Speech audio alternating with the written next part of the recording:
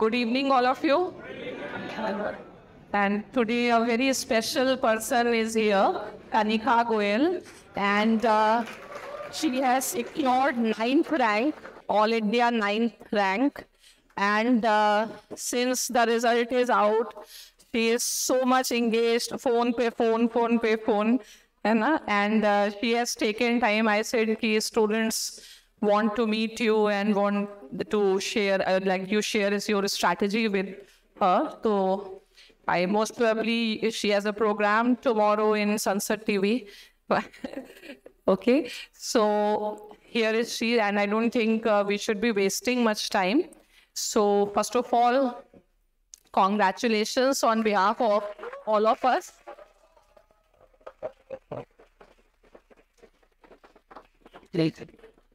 And this is a small gift for you to read if you get a free time. Okay. Fine.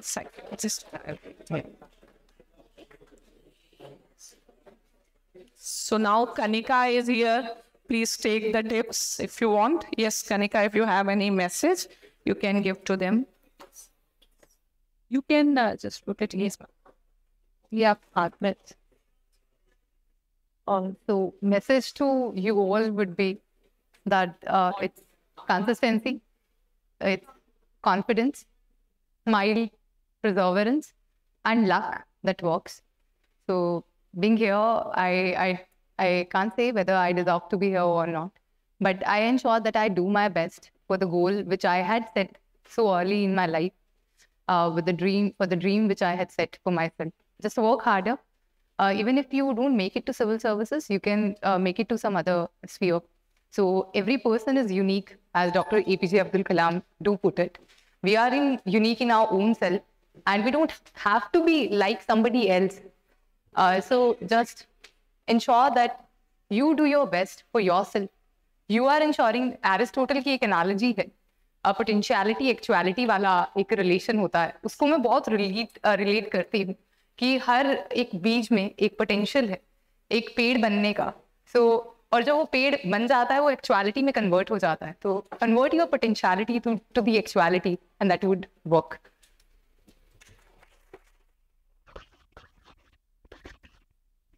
Kanika has been political science student even in her graduation. And I always say that this particular subject has an importance that goes beyond scoring the marks.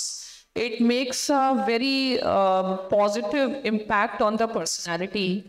And I always see that political science students are smarter.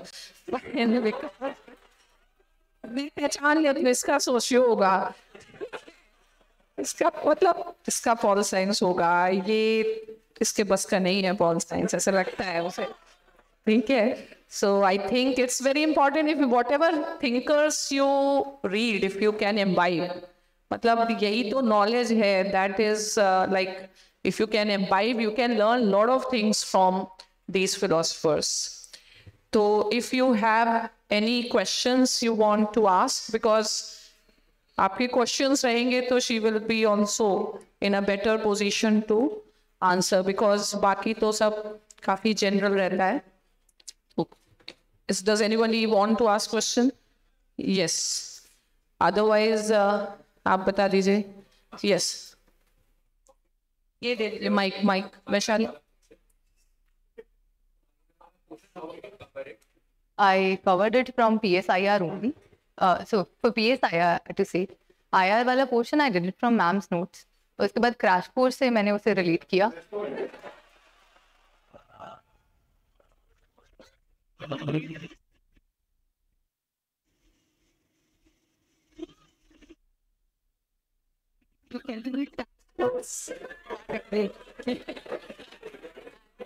समझ में आया ना crash course का importance. देखो crash course के दो फायदे होते हैं. एक तो आपका प्रिपरेशन होता है, फाइन, और दूसरा फायदा होता है कि आपके साथ मुझे थोड़ा और समय मिलता है. I don't want to miss my students. तो हम सोचते कोई ना कोई रीजन रहना चाहिए इनको अपने साथ रखने का. And the other thing was, ma'am, were there any other books or resources that you referred to just for in addition to what ma'am has provided? I think newspapers, nothing more than that. That's it. That's Okay, thank you. thank you. Yes. एक minute question so that online वालों को Yes. नहीं पड़ेंगे. Excuse me, ma'am. When you started to answer writing, like after completion of the syllabus or in between of the syllabus, like we have a crash course here, like answer writing from it's going on, and it's after completion of the subject. Then what's the right time to start on? I'd like to take both the questions together. So for answer writing matters a lot because with answer writing, you actually get to know how you are expressing, which all words are coming. I used to write answer when I used to revise ma'am's notes. तो answer लिख लेती थी या रफ्ता एक sketch बना लेती थी कि इस तरीके से फ्लो रहना चाहिए चीज़ों का. ऑल्सो मैम कुछ असाइनमेंट्स प्रोवाइड करती हैं तो वो पोर्टल पे अपलोड की हुई थी तो उसके आंसर्स भी मैंने शुरू में लिखे हैं. But then main answer writing आपकी क्रैश कोर्स के साथ ही होती है जिसमें मैम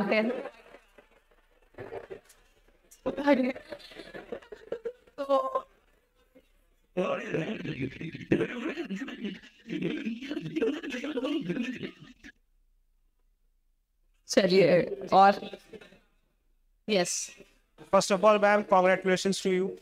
थोड़ा सा बोलो ऑनलाइन वाले बच्चे भी सुन सकते हैं. Ma'am, first of all, congratulations to you. Thank you. Ma'am, for non-pol science background students, to get through the terminologies of political science and to begin the process of answer writing or putting it on the paper, the concepts, the ideas we visualize, how to break that stigma at the initial level, like of going into the process of answer writing. So I'll say for non-pol science students, ma'am बहुत simplify कर देती हैं political science. Yeah, that's तो ma'am के notes हो या ma'am के lectures हो वो political science non political science का डिफरेंस खत्म हो जाता है वहीं पे when you start referring her notes because बहुत सिंपल तरीके से वो बेस से ही शुरू करती हैं कि कोई भी समझ सकता है. तो टर्मिनोलॉजीज अपने आप समझ आने लग जाती हैं. Also when you are reading the newspapers क्योंकि न्यूज़पेपर्स में पॉलिटिकल साइंस से रिलेटेड बहुत सारा मटेरियल है. यू गेट दोस टर्मिनोलॉजीज और जब आप पॉलिटिकल साइंस पढ़ रहे हो you actually start imbibing those terminologies. So वो आपके answers में reflect automatically होने लग जाती हैं. And then when you start focusing कि हाँ ये terminology होनी चाहिए मेरे answer में थोड़ा एक subconscious आपको होता है कि हाँ terminology मुझे उठानी है यहाँ से और अपने answer में डालनी है. That works. Thank you. Any other question. तुम्हारा हो गया. अच्छा सवाल सब्जेक्ट को लेके नहीं है आपकी वेबसाइट को लेके. वाह वाह वाह वाह. और आपकी सादगी यकीन में नहीं आ रही इनको. मुझे ये यकीन नहीं आ रहा कि क्या मैं इतनी डिजर्विंग थी कि मुझे ये रैंक मिल गया. I wasn't expecting this. There are 66%. नहीं, but I think you were always deserving. She has been a topper in 12th. She has been a student of LSR. So I don't think there was ever any question that you were not deserving. So you have been performer throughout the year, throughout your career. I'm just So question था ही नहीं. I'm just fortunate to my parents, to God, to relatives, to my grandparents for whatever I have achieved. I don't know. I think मेरा तो 10% contribution होगा. बाकी तो सबका साथ है जिन्होंने contribute किया है. 10% क्या आप जानना चाहते हैं? 10% is consistency, perseverance, and a belief in yourself. Ma'am question यहाँ लास्ट से. माइक देते हैं. Hello ma'am. हाँ. यहाँ लास्ट से क्वेश्चन है. हाँ. 4 पॉइंट्स पे क्वेश्चन है, 4 छोटे पॉइंट्स. पहला, about your attitude toward the exam in this long journey, what was it, how did you maintain it, and what fluctuations did you face? Second, anxiety से आप कैसे डील करते थे? जब भी पूरे साल एंजाइटी होती थी कैसे करते थे? Third, what is smartness for you? How do you define it? How have you experienced it? And fourth, how did you prioritize things? That's it. Yeah, very relevant questions, I think. Very relevant questions. So, can you repeat the first question? Attitude.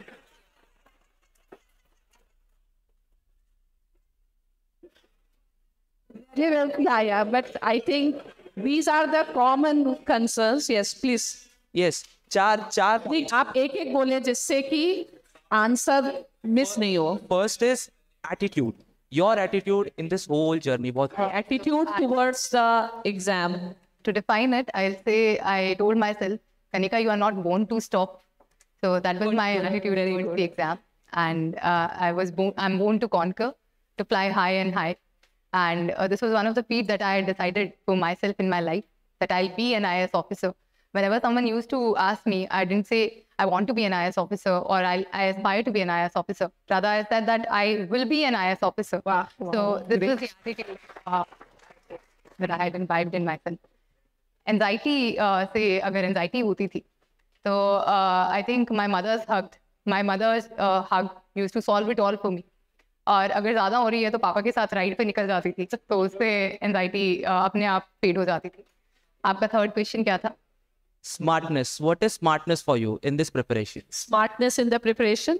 Yes, smartness क्या है आपके लिए इस preparation में? मतलब smart preparation you want to know? Yes. Smart preparation and selective preparation. Yes. That you select your sources and repeat them again and again.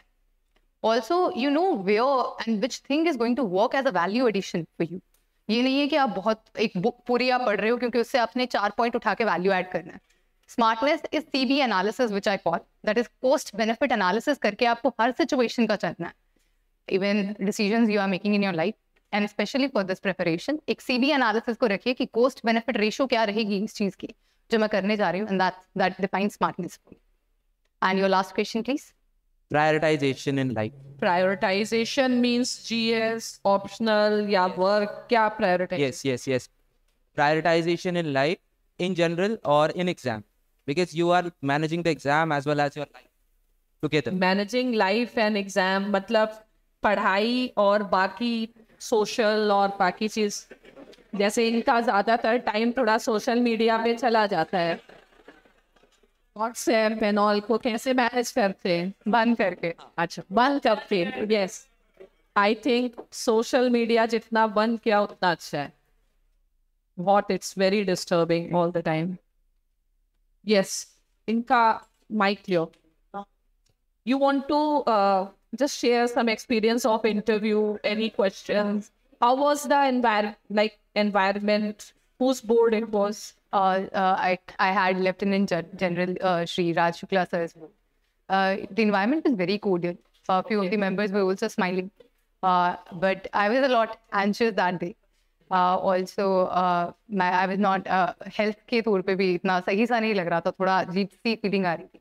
But then I scored around 180 in the interview. तो ठीक है score, but I was looking forward to have a 200 के around score जाए.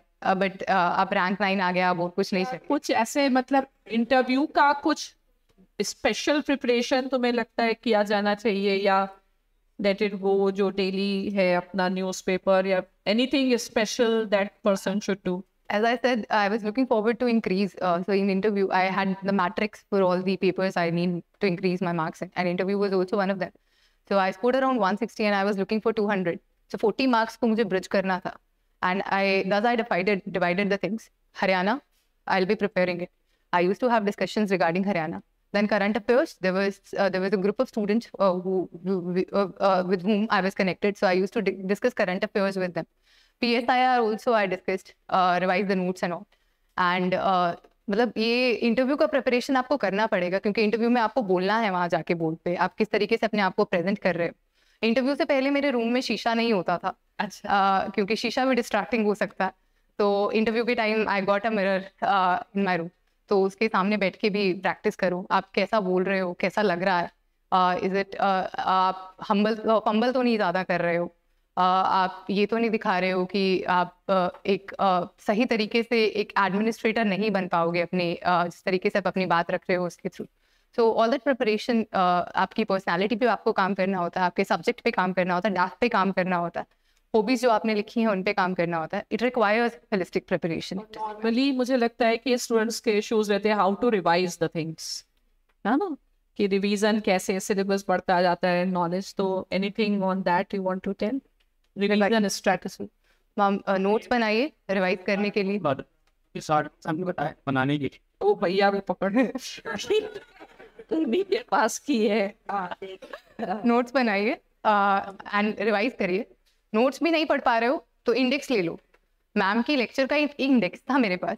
मैं अगर नहीं कुछ पढ़ पा रही हूँ तो मैम के लेक्चर का इंडेक्स खोल लेती थी। उसमें हेडिंग होती थी कि आज की लेक्चर का ये टॉपिक था, तो रिकॉल किया करती थी कि इस लेक्चर में मैम ने क्या क्या पढ़ाया था और इस टॉपिक से क्या क्या है। तो recall strategy is very important. You take a paper, अगर आपको रिवाइज करना है, याद करना है, चीज़ों को लिख लीजिए जो भी पढ़ा है, जिस भी टॉपिक को रिवाइज करना है। So different strategies can work. It's important that you keep on revising things.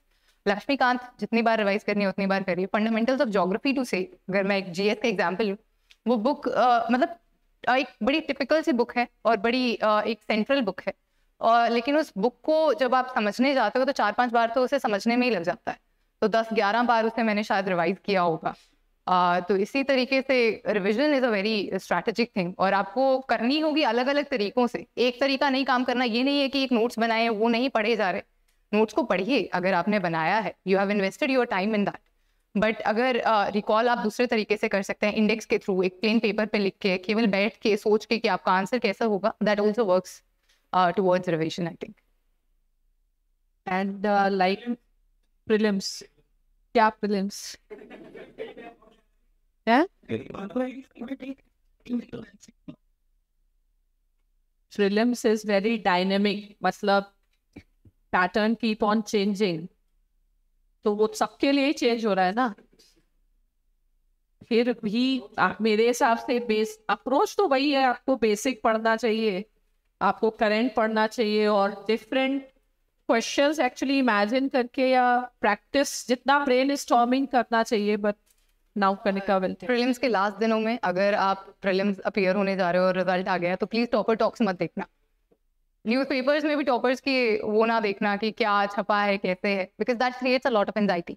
That doesn't work. Prelims में आप आपने जो तैयारी की है उस टाइम उस पेपर में बहुत काम एटीट्यूड से, बहुत क्लैरिटी से उस पेपर को अप्रोच करना बहुत ज़रूरी है। And if you can approach the paper even if, because you have revise the GS, UPSC doesn't demand facts from you. It demands that clarity in your head, how you can understand the concepts, how you can understand the things.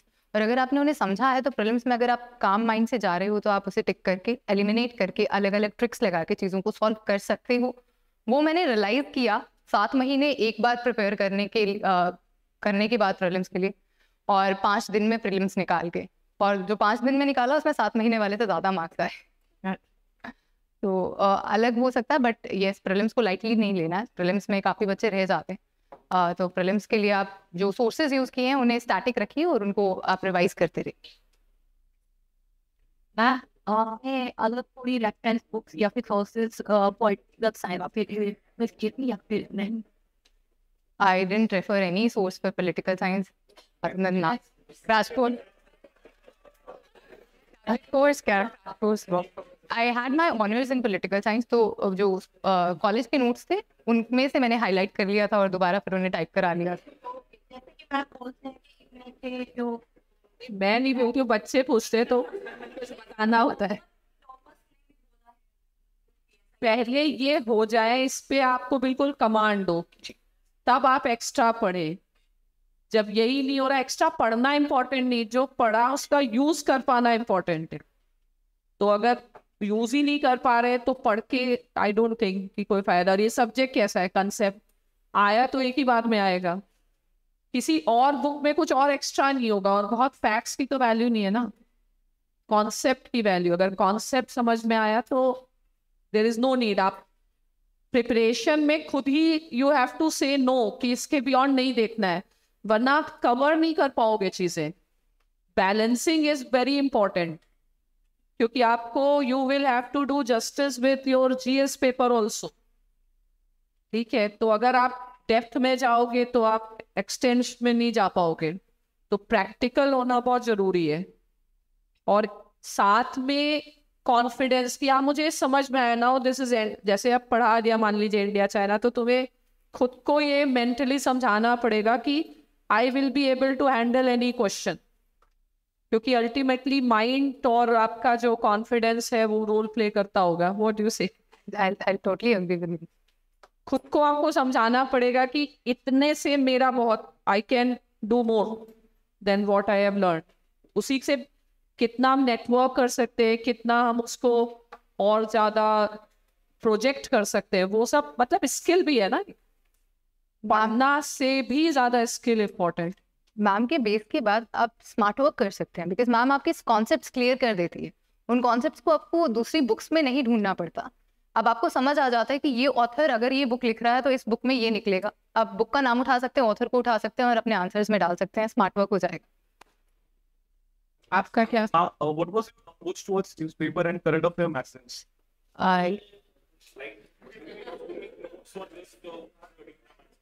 I used to read the newspaper. सुबह सुबह छोड़ा नहीं करती थी, मैं newspaper पढ़ा करती थी। और रिकॉल वाली हमने स्ट्रैटेजी जो बताई, तो न्यूज़पेपर के ऊपर ही जो ऊपर वाला पेपर होता था उसी पे रिकॉल करके एक बार ऐसे ही रफली लिख लिया करती थी जो जो पूरे न्यूज़पेपर में आज के दिन में आया है, एंड दैट्स इट। बट अगर हो पाता था तो अगर न्यूज़पेपर्स में मैं दोबारा जा पाती थी तो उनमें से सर्कल कर लिया करती थी कि हाँ ये चीज़ें मैं निकाल सकती हूँ, और उन्हें टाइप करके या फिर लिख के कहीं उनको फिर आंसर्स में मैंने कोट किया। End of the year, when you have got 1 year, how do you revise the previous things, previous magazines, previous current affair that come along? I think अगर नोट्स बनाए हैं तो उनसे कर लीजिए, बार बार पिछली चीज़ मत उठाइए। पिछली चीज़ क्योंकि उठाने लग जाएंगे तो आपको लगेगा ये कैसे भूल गई मैं। तो ये बेटर है कि आप पिछले मत जाइए, जो नया चल रहा है, जो आपने अगर नोट्स बनाए उसे कवर कर लो, वरना रियली कंपाइलेशंस के थ्रू कर लो, वरना जो कोर्सेज हैं, क्रैश कोर्सेज हैं, उनके थ्रू आप उस चीज़ को कवर कर। मेरे हिसाब से जब पहली बार पढ़ो तभी इतना कॉन्सेप्ट क्लियर होना चाहिए कि रिवीजन की जरूरत ना पड़े, क्योंकि रिवीजन का टाइम मिलेगा नहीं, इतना चीज़ें होंगी ना आप रिवाइज कर ही नहीं पाओगे। तो जो रजिस्टर हो गया दिमाग में, और एक उसके साथ ये भी होना चाहिए कि इसको किस चीज़ से लिंक करके मैं याद रख सकता हूँ, राइट। तो वो थोड़ा सा टेक्निक्स होनी चाहिए, वरना ये फैक्ट है आप रिवाइज नहीं कर सकते। 5-6 महीने पहले आपने पढ़ा वो और बिल्कुल नया लगने लगता है। तो पहली बार में ही कंसेप्ट बन जाना चाहिए। प्रीलिम्स में क्या है, क्वेश्चन भी है, आंसर भी वही है। तो अगर आपने कंसेप्ट बनाया, ठीक है, तभी आप सॉल्व कर पाओगे, फैक्ट्स के बेसिस पे नहीं होगा, ठीक है। और इनको बता दो 5-6 पेपर पढ़ने या एक पेपर आप पढ़े, मुझे भी लगता है, मतलब आई थिंक जो ट्रेडिशनल है हिंदू ही पढ़ा तो बहुत है ना। Science and technology course, current affairs, nothing else. Crash courses कुछ थे अवेलेबल, उनसे कवर किया। CSAT I didn't prepare, and if people want they should be preparing। Humanities वालों को कर लेना चाहिए, बट मैंने CSAT नहीं प्रिपेयर किया। एक बार 4 दिन में दिया, एक बार 2 दिन में दिया। तो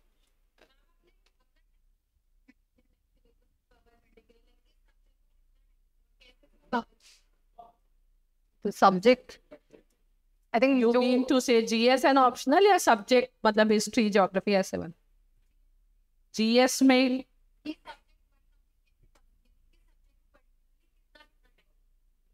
वो तो आई डोंट रिमेम्बर, बट जब मैंने सोर्सेज डिसाइड कर लिए थे कि ये सोर्सेज होगा, तो वो बुक को पहले एक बार कवर किया। अगर लग रहा है कि उस बुक में चीज़ें याद नहीं रह रही है तो उसे दोबारा रिवाइज किया। तो इस तरीके से आई यूज्ड टू डू कि अगर लग रहा है कि मैं याद नहीं कर पा रही हूँ, रिकॉल नहीं कर पा रही हूँ, या उसके नोट्स जो बनाए हैं वो उसके हिसाब से मुझे एक बार दोबारा बुक के पास जाना चाहिए, बुक को पढ़ना चाहिए, then I used to revise. तो उसी हिसाब से प्लान बना लेती थी। महीने में बनाया प्लान, या प्लान चेंज करना पड़ा था, I used to make amendment as well, change करा कर। पहले मैंने शुरू में डिसाइड कर लिया था कि इतने दिन में ये वाली एक सोर्स है श्रीराम IAS की इकोनॉमी के नोट्स, अगर मैंने जैसे इकोनॉमिक्स के लिए यूज़ किए तो इतने दिन में मैं इन्हें कवर करूंगी, लक्ष्मीकांत को इतने दिन में कवर करूंगी। बट ये नहीं था कि मैं एक ही बुक को पूरा टाइम लेके बैठी हूँ कि इकोनॉमिक्स पढ़ रही हूँ तो इकोनॉमिक्स ही पढ़ रही हूँ, वो बोर हो जाते हो। तो बेटर है कि इकोनॉमिक्स एक दिन पढ़ लिया, अगर एक दिन भी नहीं, अगर आप इकोनॉमिक्स पढ़ पा रहे हो, आधे दिन इकोनॉमिक्स पढ़ा, माइंड चेंज करना है, ज्योग्राफी पढ़ लो, पॉलिटी पढ़ लो, मतलब माइंड को ऐसा करा कि आप पूरा टाइम मोड में रहो of preparation when you are changing the way you are studying the things that you are studying and complete the things that have been decided. तो बुक लिस्ट को मैंने चेंज नहीं किया बार बार। जैसे पॉलिटिकल साइंस में concepts तो बहुत अच्छे से समझ आते हैं मैथ्स जैसे, बट मैम जैसे सोल कंसेप्ट्स हैं उनको कनेक्ट करना या फिर जो बिगर पिक्चर है वो कैसे ली जाए कि जैसे कोई थिंकर है तो ये जो थियरीज दे रहा है वो समझ आ रही है, बट ये थियरीज को रिलेट कैसे? क्रैश कोर्स में होता है ना, I think we do in crash course. Crash course में आप सीख जाओगे? क्रैश कोर्स में भी करते हैं, उसको मैम जब समझाते हैं मैम बेस से शुरू करते हैं। सेक्युलरिज्म मैम समझाएंगे तो मैकियावेली पे लेके जाएंगे आपको एक बार, तो बेस से ही मैम शुरू करते हैं। कॉन्सेप्चुअल क्लैरिटी और बिगर पिक्चर आपकी वहीं से आ जाती है, और खुद का थोड़ा सा एफर्ट तो डालना होगा, और crash course works.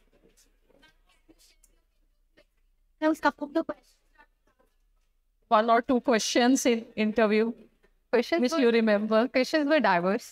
I remember the whole of my interview. अच्छा, So मतलब तुम्हारे जैसे पॉलिटिकल साइंस से कितना था, बिकॉज तुम्हारा बैकग्राउंड भी है ना? last time in my interview it was a lot more from political science, Russia-Ukraine war, and how I interpret national interest for a nation. This time it was a little less, but panelists did ask me about balance of terror and how I relate it in the current situation. Also Machiavelli और Kautilya में कैसे differentiate करते हो, काफी basic questions. तो ये 2 questions political science से। और कुछ ऐसे नॉर्मली वुमेन रिलेटेड इश्यूज हमेशा पूछते हैं या नहीं जरूरी है? मतलब से ट्रेंड है कि कुछ खास नहीं पूछा। मेरा इंटरव्यू हरियाणा पे ज्यादा चला गया था, तो गुड़गांव की आप डीसी हो तो आप क्या करोगे, एनवायरमेंटल एस्पेक्ट के लिए हरियाणा क्या कर रहा है, और कुछ फिलोसफिकल भी चला गया था। अमृतकाल का भी जिक्र आया था। Philosophy, when chairman sir asked me कि आप अगर आपने कोई इंस्पिरेशनल कोट या पोएम पढ़ी हो तो आप कोट कीजिए, and I quoted Rumi's where I had read it in Dr. APJ Abdul Kalam's book, जहाँ पे उसमें वो लास्ट में कहते हैं I'm not meant to crawl, I'll fly and fly, and वहाँ पे चेयरमैन सर ने कहा कि आप उसे कैसे इंटरप्रेट करते हो। एक शेर है गालिब का, उड़ने दो इन परिंदों को आज़ाद हवा में गालिब, जो तेरे अपने होंगे लौट आएंगे तेरी ओर। once more, उड़ने दो इन परिंदों को आज़ाद हवा में ए गालिब, जो तेरे अपने होंगे वो लौट आएंगे तेरी ओर। मतलब पॉलिटिकल साइंस का हर इंसान जुड़ जाता है ना शायरी से। Good, I am very happy.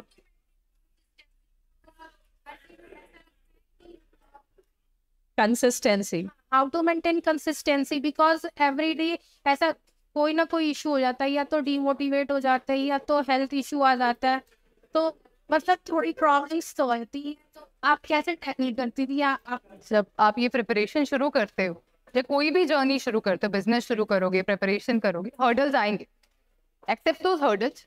I remember health issue के लिए मैं एक बार डॉक्टर अंकल के पास चली गई। मैंने कहा मेरा गला खराब हो रहा है 3-4 दिन से, क्या करूँ? बेटा आपने यूपीएससी का सोचा, ये गले वाले खराब होते रहेंगे? गला आज खराब हुआ है कल ठीक हो जाएगा, आप अपना काम करते रहो। सो हेल्थ इश्यूज मैटर नहीं करते। हाँ, it's important to take care of your health, but ये नहीं है कि आपको छोटा सा कट लग गया आप पूरा दिन उसी पे निकाल दो और उसे पूरा दिन उसी के बारे में सोचते रहो। So it's important to overlook a few things when you have decided a goal for yourself, to make big in anything that is there in life. Ma'am एक क्वेश्चन और था कि अभी जैसे हम लर्निंग प्रोसेस में, अभी हम पढ़ाई कर रहे हैं, तो एक टॉपर और आईएएस के थिंकिंग प्रोसेस में और उनका जो सोचने का किसी भी चीज़ का नज़रिया होता है और हमारे में बहुत डिफरेंस होता है। तो आपने ओवर द टाइम कैसे अपना बिल्ड किया सोचने की कैपेसिटी? बिकॉज हम, मैम ने भी जैसे अभी बोला कि मैं देखती हूँ तो बोलती हूँ तुमसे नहीं हो पाएगा पॉलिटिकल साइंस फॉर एग्जाम्पल, या फिर तुम नहीं कर सकते। तो ऐसा नहीं है कि हर किसी का बैकग्राउंड पॉलिटिकल साइंस ही है और हर लोग उसी तरीके से सोच पाते हैं। तो एक आईएएस ऑफिसर की थिंकिंग में और एक नॉर्मल स्टूडेंट की मतलब क्या डिफरेंस? ये कह रहे सेलेक्टेड स्टूडेंट और जो नहीं सेलेक्ट हो पाया उसके थिंकिंग में क्या डिफरेंस था? मतलब मैं ये जानना चाहती हूँ कि मैं जैसे चीजों को सोचती हूँ, बट आपका जो सोचने का तरीका है वो आपने ऐसे कैसे डेवलप किया? तुमने अभी खुद को टेस्ट कहाँ किया? अभी आप फेल कहाँ हो गए? हो सकता है आप और भी अच्छी रैंक में आ जाए। मतलब अभी आप ऐसे क्यों सोच रहे हो? तो पहले से ये क्यों सोच रहे हो? वही मैं स्ट्रेस करना चाहूंगी कि आई थिंक थिंकिंग में कोई डिफरेंस नहीं होता। थिंकिंग मैटर करती है when you have a vision. तो विजन कोई भी सेट कर सकता है, सिलेक्टेड कैंडिडेट हो, नॉन सिलेक्टेड कैंडिडेट्स हो। पिछली बार मैं भी नॉन सिलेक्टेड थी, आई फेल्ट कि फेलियर थी, तो अब की बार सक्सेस हूँ। तो मैंने तो नहीं कहा, मेरा कुछ सोचने का तरीका अलग था। मेरे दिमाग में एक फितूर था कि आईएएस बनना है, वो आपके दिमाग में भी होगा। तो thinking I think is a mark of personality and personality एक पर्सन की होती है, selected non selected IAS businessman की नहीं होती है, बल्कि एक लक्ष्य की तरफ होती है जो कि हर इंसान के पास होना चाहिए अपने जीवन में. And specially for us who are going to contribute to developed India by 2047 in this Amrit Kaal. बोलिए. चलो, आई थिंक लास्ट क्वेश्चन करते हैं. First of all, congratulations, ma'am. Ma'am, I want to ask a personal experience. After all the preparation, ups and downs, we all went through all those things in this preparation. How do you see yourself today? आप 3 दिन पहले और आज में आपको क्या फर्क लगता है अपने अंदर, और how people are looking at you, how your family members are looking at you? So, what's your experience after this success? मुझे तो खुशी हो रही है, बट काफी खाली खाली सा लग रहा है कि पढ़ने को कुछ है नहीं, कुछ करने को है. हमने बुक दे दिया तुमको.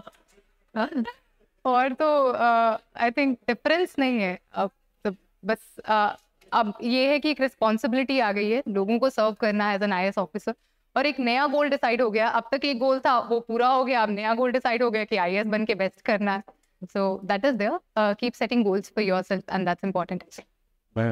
तो आई थिंक वी शुड ये रहे. हाँ. ये कि आप कंसिडर करिए कि आपके पास एक सॉलिड 1 ईयर का टाइम है, अभी से 24 का प्रीलिम्स है फॉर एग्जाम्पल. तो ऐसे में अगर आप हमारी जगह पे हो, तो आप एज ए बिगिनर या एज ए एस्पिरेंट, तो आपकी स्ट्रेटेजी क्या रहेगी इस एग्जाम के हवाले से, pre mains as well as interview, integrated आपकी स्ट्रेटेजी क्या रहेगी ताकि ये एग्जाम 1 साल में मतलब निकाल ही दो आप इस अटेम्प्ट में. निकालना तो फर्स्ट अटेम्प्ट में था, हुआ नहीं. वही मैं कह रहा हूँ. तो स्ट्रैटेजी अगर मैं कहना चाहूँ तो ये रहेगी कि इंटीग्रेटेड चलूंगी मैं. आपने जैसे कहा कि 24 के प्रीलिम्स के लिए, जो कि मई 24 में होगा, तो फेब से मैं प्रीलिम्स के लिए डेडिकेटेडली लग जाऊंगी. उससे पहले मैं इंटीग्रेटेड अप्रोच रखूंगी मेंस और प्री की. सिलेबस जो दिया हुआ है, डिटेल्ड सिलेबस है जो मेंस का, उसी के थ्रू टॉपिक्स को प्रिपेयर करूंगी. प्री के मॉक टेस्ट देती रहूंगी if possible, specially topic wise. And change that I like to make कि प्रीवियस ईयर क्वेश्चंस को मैं मेंस के भी और प्री के भी दोनों को साथ में रखूं जब मैं एक टॉपिक को कर रही हूँ.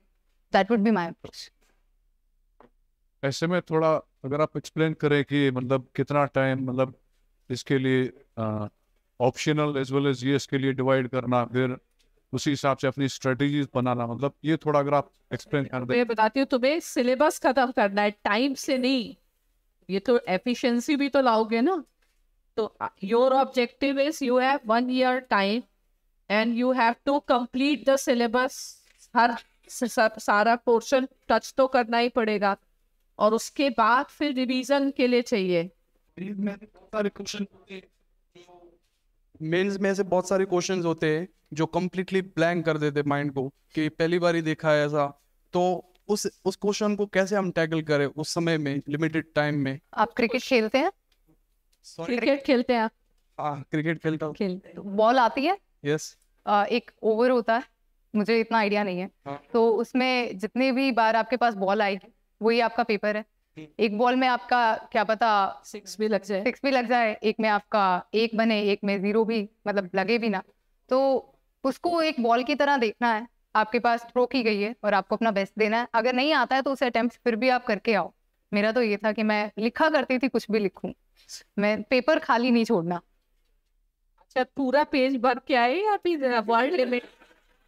क्वेश्चन पूछते हैं बच्चे कि पूरा पेज भर के आना ठीक है कि वर्ड लिमिट में ही लिखना? व्हाट आपने क्या किया? लॉजिकली लिखा, but I did keep word limit in mind, क्योंकि अगर आप पूरा पेज भरने में ही नहीं कर सोचोगे तो पेपर ही पूरा नहीं होगा. तो पेपर पूरा करना बहुत इंपॉर्टेंट है. और कुछ क्वेश्चंस का मैं बाकी कोशिश कर, यही हो जाता था, चाहे मैं कितना ही सोचूं कि उसे आधे 2.5 पेज में कवर करूंगी एक 3 पेज का आंसर, बट कहीं ना कहीं वो नीचे तक आ ही जाता था. तो इट्स इम्पॉर्टेंट कि आप फोकस करें कि आपके आंसर में क्या कंटेंट है. Pages don't matter.